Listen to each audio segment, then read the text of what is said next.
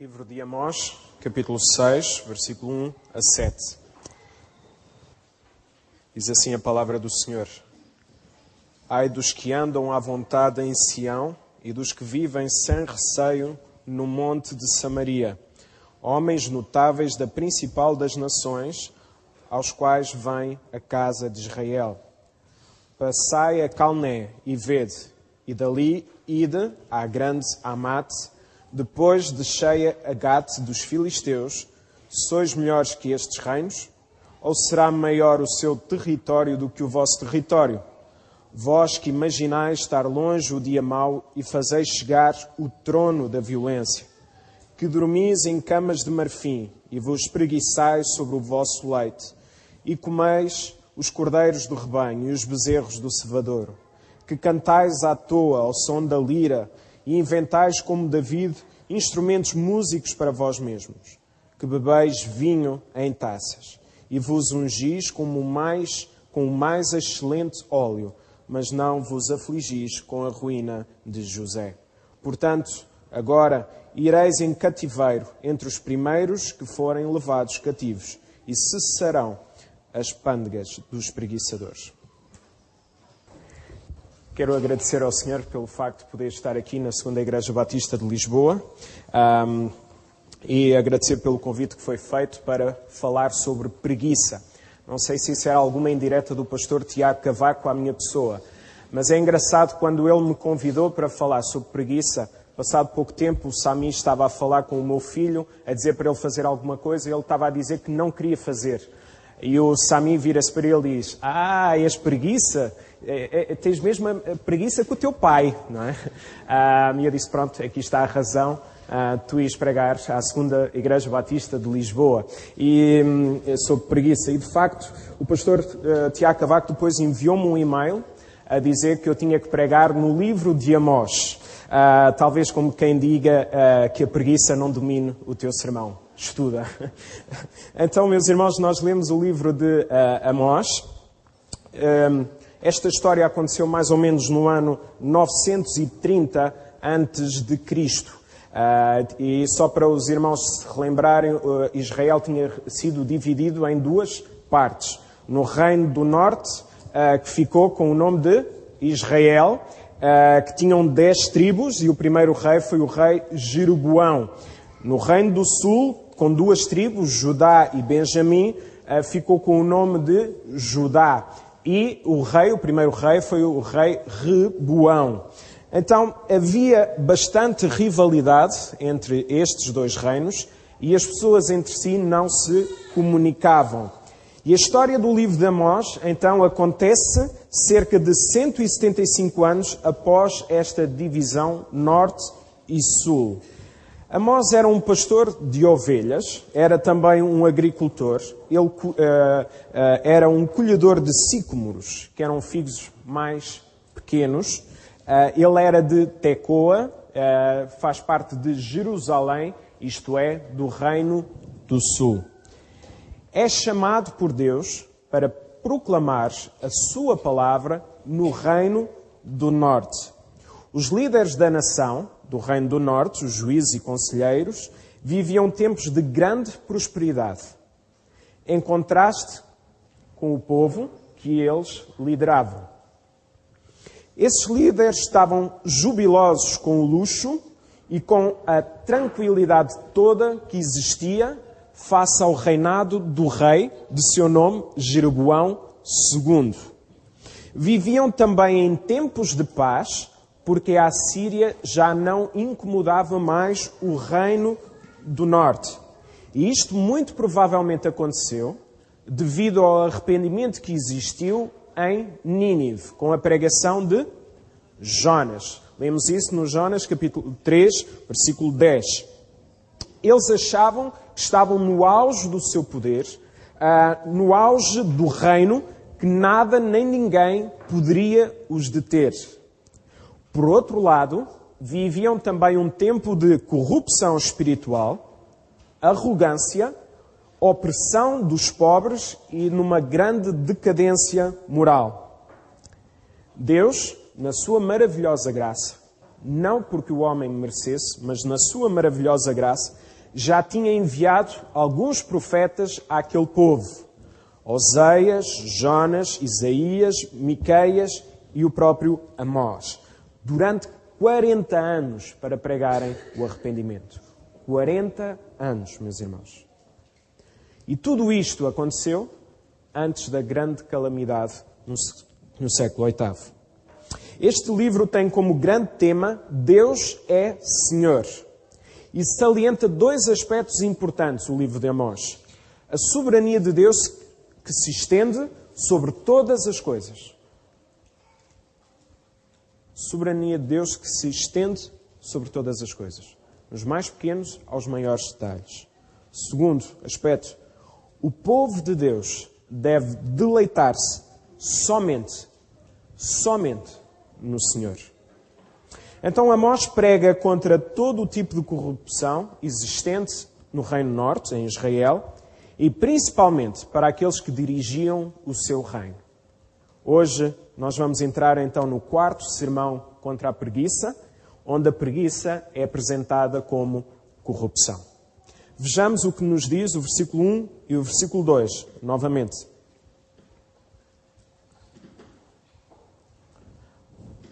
Ai dos que vivem sossegados em Sião, e dos que vivem sem receio no monte de Samaria, homens notáveis da principal das nações, e aos quais vem a casa de Israel. Passai a calma e vede, e dali ida a grande Amate, e depois descei a Gate dos filisteus. Vocês sois melhores que estes reinos? Ou será maior o seu território do que o vosso território? O que nós vimos nestes dois versículos é que o sentimento de estabilidade financeira e social faziam com que os líderes do povo do reino de Israel sentissem a sua vida por garantida. Os sonhos concretizavam-se cada vez mais e as conquistas eram coisas frequentes. O futuro, na ótica dos líderes, só podia ser sorridente. A confiança no poder e nas riquezas faziam com que não temessem o dia da manhã. Eu não temo o dia da manhã, porque o meu presente está totalmente garantido. A corrupção, por outro lado, dos líderes, era uma constante. Eles não conseguiam perceber, e daí de viverem da forma como queriam, eles não conseguiam perceber que Deus é Senhor sobre tudo e todos. Confundiram muito claramente a liberdade com libertinagem. A conformidade com o mundo cegou-os para as coisas de Deus. Assim como também de sentirem alegria, de sentirem prazer de estar na presença do nosso Deus. Deus, na sua graça, então queria alertá-los. E a palavra que nós vemos no original, os irmãos podem ver em Amós capítulo 1, versículo 2, é mesmo o Senhor rugiu a sua palavra para com aquele povo através de Amós. Rugiu. E rugiu contra o orgulho. Há então necessidade de avisar o povo que nada, nem ninguém, é capaz de deter a ira do nosso Deus sobre o homem pecador. Amós refere então a necessidade de olharem para os reinos vizinhos, Calne, Amate e Gate. Estes povos eram maiores que o povo de Israel, faziam também o que queriam e mesmo assim receberam o castigo de Deus. Foram completamente dizimados.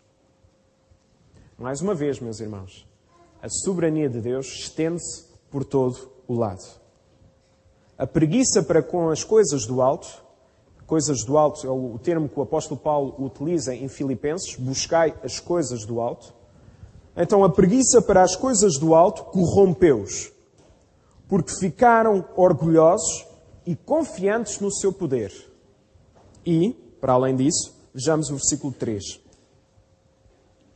Vós que imaginais estar longe do dia mau e fazeis chegar o trono da violência. Eles viviam o dia do Senhor, o dia do julgamento, como se estivesse muito distante.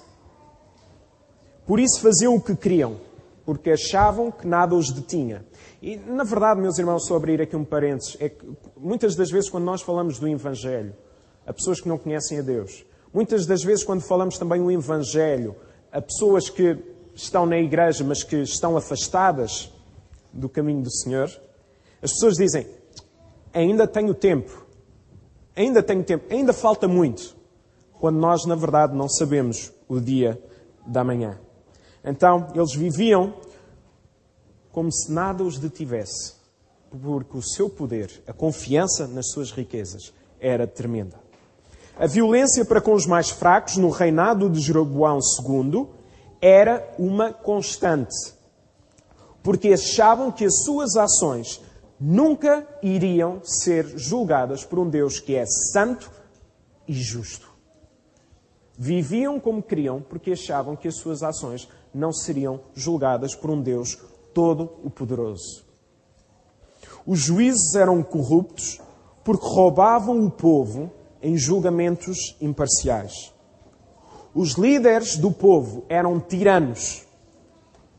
E relembrar-nos que foi por causa da tirania que o reino se dividiu em dois. Então, a libertinagem surgiu porque achavam que não tinham de prestar contas perante o Criador de todas as coisas, o nosso Deus. Então, com isto tudo, provocavam a ira cada vez mais, pela forma como lhe agiam, pela maneira corrupta que lideravam o povo do nosso Deus. A soberba era tanta que desprezavam os avisos do nosso Deus durante, conforme vimos, 40 anos, constantemente alertados sobre o pecado, mas eles não ligavam aos avisos dos profetas. Achavam, como diz o texto, que podiam afastar o dia do julgamento, quando na verdade ainda o apressavam mais. A preguiça para com as coisas do alto levou-os a desprezar a voz do nosso Deus. Versículo 4 a 6. Que dormis em camas de marfim e vos espreguiçais sobre o vosso leito, e comeis os cordeiros do rebanho e os bezerros do cevador, que cantais à toa ao som da lira e inventais, como David, instrumentos músicos para vós mesmos, que bebeis vinho em taças e vos ungis com o mais excelente óleo. Os prazeres dos líderes de Israel mostravam a quem eles serviam, logo a quem eles pertenciam. As escolhas deles claramente revelavam quem eram os seus ídolos. A forma também como se relacionavam com o povo mostravam o tipo de relacionamento que tinham com o nosso Deus. A autossatisfação era notória. E isso era evidente na forma luxuosa com que viviam a sua vida e tratavam com arrogância o povo. Usavam rituais, usavam símbolos desprovidos de qualquer presença do nosso Deus. A preguiça para as coisas do alto corrompeu-os, usando símbolos espirituais para satisfazerem-se a si próprios e não servirem ao Senhor. Vida extravagante e descuidada, no meio da opressão que cometiam sobre o povo. Povo esse que vivia em miséria. Reparem então, meus irmãos, no contraste. Usavam a música e os instrumentos, que na altura eram sempre associados ao louvor a Deus, como forma de se alegrarem e fazerem letras à toa. E é engraçado falar isto numa igreja onde há muitos músicos, e principalmente letras à toa e músicas à toa, numa igreja com o pastor Tiago Cavaco. Tem a sua graça. E eles faziam isso dizendo que estavam a ser como David. A procura do luxo e do prazer passou então a ser uma prioridade, uma obsessão para aqueles líderes. E quando assim é, meus irmãos? Quando isto acontece, quando isto passa a ser uma obsessão nas nossas vidas. Vejamos, versículo 6. mas não se afligem pela ruína de José. Quando a vida é feita pela procura incessante do luxo e do prazer pessoal, o coração fica endurecido para com os outros. Quando existe procura incessante pelo luxo, pela procura do prazer pessoal, o nosso coração fica endurecido para com as pessoas que estão ao nosso lado. O foco daqueles líderes revelava um puro egoísmo, a tal ponto que não se importavam como é que os seus liderados estavam e muito menos como se sentiam. Amós repreende então severamente os líderes de Israel por se entregarem aos deleites e prazeres pessoais enquanto existiam outras pessoas na pobreza. A preguiça existia apenas na ação para com os outros, porque as forças existiam na procura do luxo e do prazer para as suas próprias vidas. Essas forças nunca acabavam. Então, meus irmãos, nós aprendemos 4 coisas no livro de Amós. A preguiça não é sinal de que descansamos no Senhor. É sinal, sim, de que nos desleixamos para com as coisas do Senhor. Eu volto a repetir. A preguiça não é sinal que descansamos no Senhor. É sinal, sim, do desleixo que existe nas nossas vidas para com as coisas do Senhor. Não temos preguiça, e se analisarmos a nossa vida, nós não temos preguiça para com as coisas que nos satisfazem. A preguiça será sempre sinal de corrupção, porque nos satisfazemos onde nós não devemos. A preguiça é sinal de corrupção, porque procuramos a nossa satisfação no local onde nós não devemos procurar. É preciso analisar a nossa vida para ver se ansiamos pelas coisas que Deus criou para si.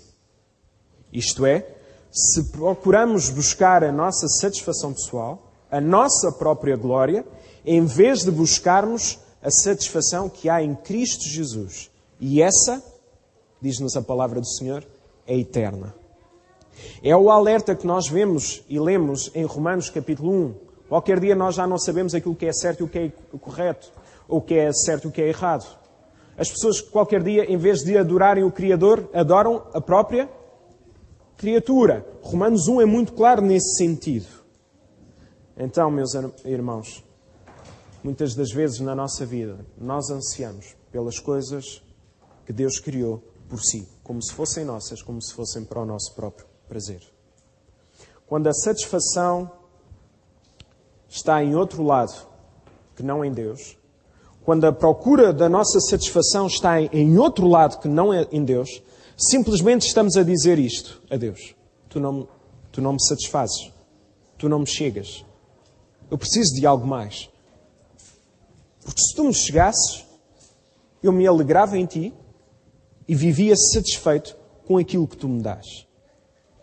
Meus irmãos, é tão simples como isto. Se Deus não nos desse mais nada do que a salvação que nós temos em Cristo Jesus, isso já chegaria para nós vivermos a vida de uma forma alegre.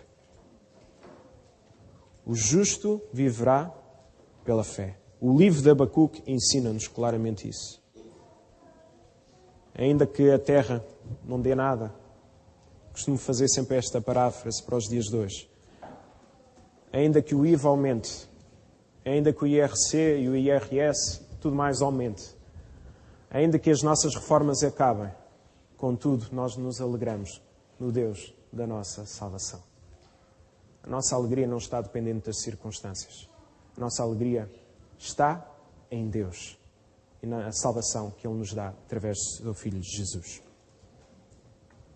Quando Deus não nos satisfaz, a corrupção com o mundo é garantida. A conformidade com o mundo é garantida. Romanos 12:2. E não vos conformeis com este mundo, mas renovai-vos. Às vezes poderemos achar que vale a pena colocar certos valores em causa, à procura do nosso sucesso pessoal e também no nosso trabalho. O problema, meus irmãos, é que não são os valores que estão em causa. O problema na forma como nós vivemos a nossa vida é que é o Evangelho que está em causa. E nós devemos ter cuidado quando andamos à procura do sucesso para as nossas vidas. Tudo em nós deve apontar a Cristo. Os irmãos leram isso em Colossenses, falaram em Colossenses durante a Escola Bíblica Dominical. Romanos 11:36, porque dele e por ele e para ele são todas as coisas. Glória, pois, a ele eternamente. Dele, por ele e para ele são todas as coisas. Glória, pois, a ele eternamente. O segundo aspecto que nós também aprendemos no livro de Amós, reparem, e podemos abrir capítulo 3, versículo 2.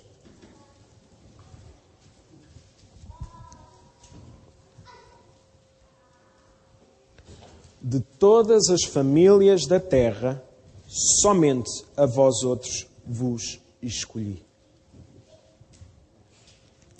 Então, meus irmãos, é com base neste conhecimento que nós devemos viver a vida.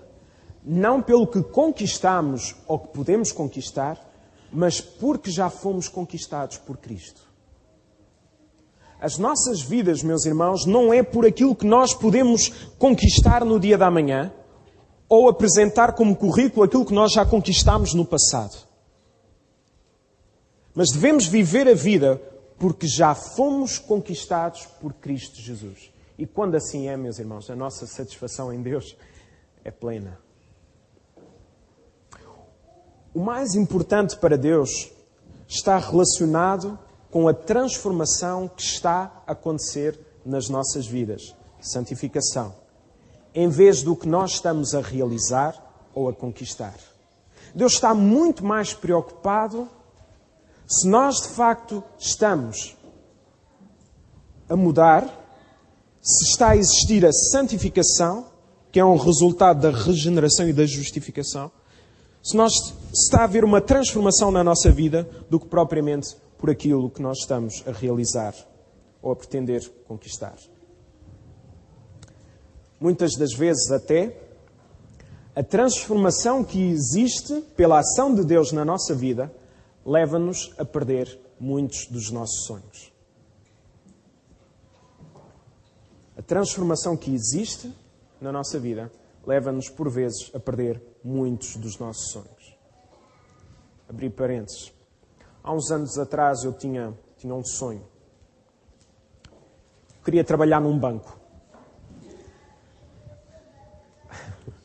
É verdade. Depois da adolescência. Já. Então achei melhor entrar numa companhia de seguros, porque não tinha currículo. E lá no Porto entrei numa companhia de seguros para ver se conseguia ter resultados, para ter currículo, para então apresentar o meu sucesso nos bancos, para poder então entrar no banco. As coisas, pela graça de Deus, corriam muito bem. Nos 2 anos completos que eu lá tive, fiquei os 2 anos no quadro de honra daquela companhia de seguros. Ganhava na ordem, mais ou menos limpos, entre 3.500 euros a 4.000 euros. Mais o salário que tinha da igreja. Era bom. Acho que nunca mais vou saber o que isso é. Ainda bem. Graças a Deus por isso. E estava naquela companhia e de repente existiu o convite da igreja de Tondela para ir para lá pastorear. Aqueles irmãos convidam e fazem um esforço muito grande para me convidar, porque já há muitos anos que eles não sustentavam um pastor a tempo integral, e então deram um salário de 900 euros. E eu senti que Deus me estava a encaminhar para ali, para Tondela, e o facto de ir para Tondela ia abandonar esse sonho de ser bancário.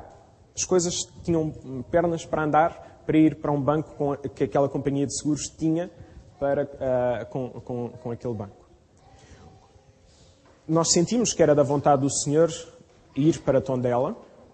E quando eu falo com os líderes, com os meus chefes, e digo, eu vou para Tondela, vou trabalhar, e eles dizem assim, mas tu sabes o que estás a fazer?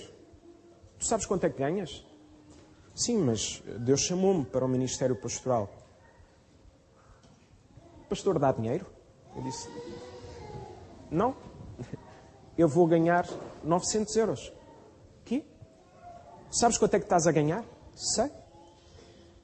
E eles naquela altura fizeram uma proposta dizendo, se tu ficares cá, vais abrir um grupo, tu próprio podes ter a tua equipa a trabalhar para ti, e no mínimo essas pessoas ganham entre 5 a 6 mil euros. Estás interessado? Eu disse, não, eu sou pastor. Deus está-me a chamar para Tondela. Mas tu sabes o que estás a fazer? Acho que sim. Sim. E eles disseram, novamente, fizeram um novo convite. Olha, tu sabes que a tua gestora está em primeiro lugar a nível nacional. Ela ganha na ordem dos 15 a 20 mil euros por mês. Ela daqui a 2, 3 anos pode-se reformar. E tu, se quiseres, o lugar é teu. Agora aceitas? Disse, não. Eu sou pastor. Eu vou para Tondela. Eu já disse a Deus que respondia àquilo que ele me estava a pedir de ir para Tondela. Eles ficaram nervosos e disseram assim, então olha, a partir de hoje tens a tua carteira de seguros, mas nós bloqueamos e tu não vais poder vender essa carteira. Porque se tu lês lá no contrato, está lá uma linha a dizer que tu não podes vender essa carteira. Eu disse, olha, não foi isso que vocês me explicaram, mas já ganhei muito dinheiro convosco. Não preciso mais dinheiro. Eu vou para Tondela, mas também quero que vocês fiquem a saber de uma coisa. Se até hoje Deus nunca me deixou faltar com nada, também não é a partir de amanhã que vai deixar de faltar. E a verdade é que ele fez logo ali um telefonema e disse, olha, Jonatas, ao saíres daqui, passa lá por baixo. A tua carteira está desbloqueada, tu podes vender. E no dia em que precisares de um trabalho aqui, as portas estão abertas. É a primeira vez que alguém sai daqui e tem as portas abertas para voltar. Meus irmãos, Deus não deixa faltar nada. Quando os nossos prazeres não estão no mundo. E perder sonhos, meus irmãos, não é sinal de punição. É sinal, sim, da graça de Deus que define o nosso rumo para cumprirmos o propósito para o qual nós fomos criados. Volto a repetir porque isto é importante, meus irmãos. Perder sonhos não é sinal da punição do nosso Deus. É sinal, sim, da sua maravilhosa graça que define o nosso rumo para cumprirmos o propósito para o qual nós fomos criados. E nós fomos criados para a glória do nosso Deus. Meus irmãos, Salmo 37,5 nos diz, entrega o teu caminho ao Senhor, confia nele e Ele tudo fará. E há barreiras que aparecem na nossa vida que no final se percebe que são simples autoestradas para nós chegarmos até Deus. Barreiras essas que fizeram-nos verter lágrimas, mas depois agradecemos ao Senhor porque essas barreiras aconteceram. E eu hoje agradeço ao Senhor porque aquele meu sonho não foi concretizado. Não sei onde é que estaria hoje. Terceiro aspecto que aprendemos no livro de Amós. Quando o nosso coração não tem como tesouro a Deus, é porque está fixado nos prazeres desta vida. Quando assim é, nós ficamos cegos, desonestos e de coração endurecido para com os mais necessitados.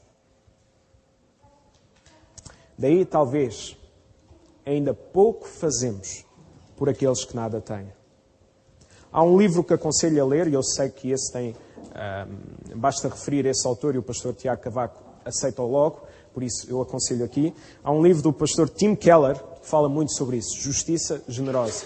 Eu aconselho a leitura desse livro.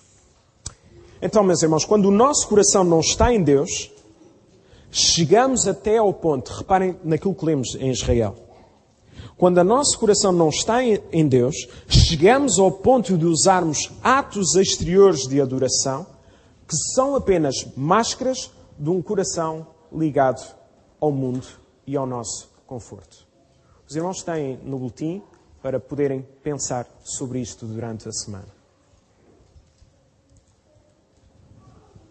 Às vezes estamos na igreja, mas o nosso coração está longe. Quarto aspecto. Os líderes do povo de Israel manifestavam preguiça para com Cristo, porque caíram na tentação do luxo e das riquezas. Devemos analisar as nossas vidas e perceber se os nossos momentos de preguiça espiritual não estão também associados a momentos de corrupção espiritual.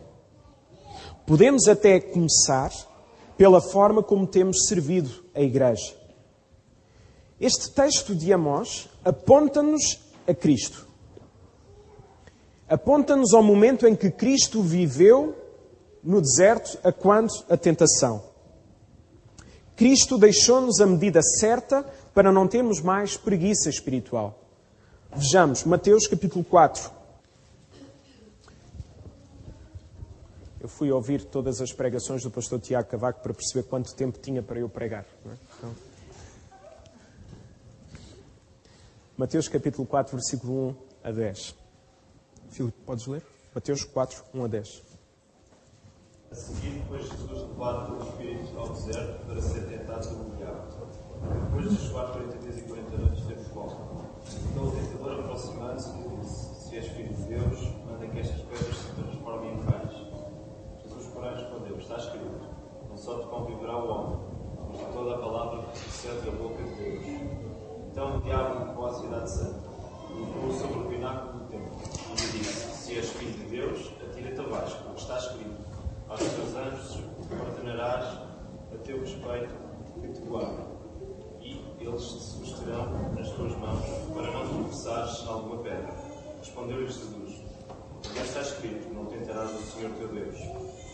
Levou ainda o diabo a um monte muito alto, mostrou-lhe todos os reinos do mundo e a glória deles, e lhe disse: Tudo isto te darei, se prostrado te adorares. Então Jesus lhe ordenou: Tira-te, Satanás, porque está escrito: Ao Senhor teu Deus adorarás, só a Ele darás culto. Já o 11, já agora? Com isto, deixou o diabo, e eis que vieram anjos e o serviram. Obrigado. Então, Cristo deixou-nos neste texto a medida certa para nós não termos preguiça espiritual. Em primeiro, e nós vemos isso nas 3 vezes que o diabo tentou, a pessoa de Jesus. Primeiro, o Senhor Deus providencia. O Senhor Deus providencia. Não devemos temer o dia da manhã, porque o Senhor está conosco. Em segundo lugar, só em Deus nos devemos deleitar.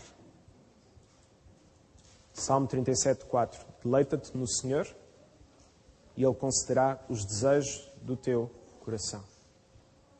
Ele concederá os desejos quando estes desejos forem o Senhor.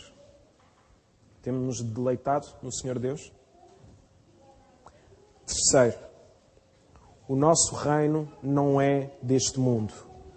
Por isso, meus irmãos, vivamos como tal. Nós somos forasteiros. Notemos que o Senhor Jesus, perante a tentação, respondeu sempre com a palavra. E é a palavra de Deus que tem que dominar as nossas vidas. Salmo 119, 11. Escondi a tua palavra no meu coração para eu não pecar contra ti. Como temos reagido à tentação do mundo? Como temos reagido à corrupção que existe? Com preguiça ou com a palavra? Com Amós, o povo não respondeu à graça de Deus com arrependimento. Qual vai ser a história da nossa vida? Será que o arrependimento é algo que acontece nas nossas vidas de forma sistemática? Mais uma breve nota só sobre o arrependimento. O arrependimento na maior parte das vezes, se não em todas das vezes, é doloroso.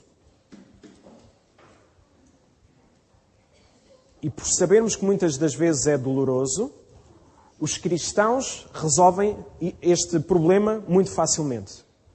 Nesta oração, Senhor Deus, perdoa todos os nossos pecados. Em nome de Jesus, amém. Mas quando em 1 de João 1,9 nós vemos que se confessarmos os nossos pecados, Ele é fiel e justo para nos perdoar e purificar. Meus irmãos, o arrependimento é precisamente isso. É confessar um a um ao nosso Deus. E quando assim é, nós podemos sentir a doce paz do nosso Deus. E às vezes, até mesmo na forma como nós agimos na nossa família, nós temos dificuldades em pedir perdão e caímos na ideia do compensar o outro por o erro que nós fizemos, porque temos dificuldade em chegar e pedir perdão. Meus irmãos, o arrependimento, o perdão, deve ser uma característica natural dos cristãos. A nós nos foi confiado o ministério da reconciliação. Qual vai ser a história da nossa vida? A história do apóstolo Paulo está resumida na segunda carta que ele escreve a Timóteo, capítulo 4, versículo 7. Combati o bom combate. Acabei a carreira. Guardei a fé. Nós lemos em Amós 1:2 que o Senhor ruge. Deixemos então a corrupção com as coisas do mundo. Deixemos a corrupção como a conformidade com as coisas do mundo. Porque quando isso acontece, é sinal que não buscamos a Deus em primeiro lugar. Buscai primeiro o reino de Deus e todas as outras coisas vos serão acrescentadas. É porque o Senhor ruge. É porque o Senhor ruge que o arrependimento tem que existir. E que o arrependimento possa surgir na nossa vida, e tudo isto para a glória do nosso Deus. Que o Senhor Deus nos ajude ricamente. Amém. Deus nos ajude ricamente. Amém. Deus nos ajude ricamente. Amém. Deus nos ajude ricamente. Amém. Deus nos ajude ricamente.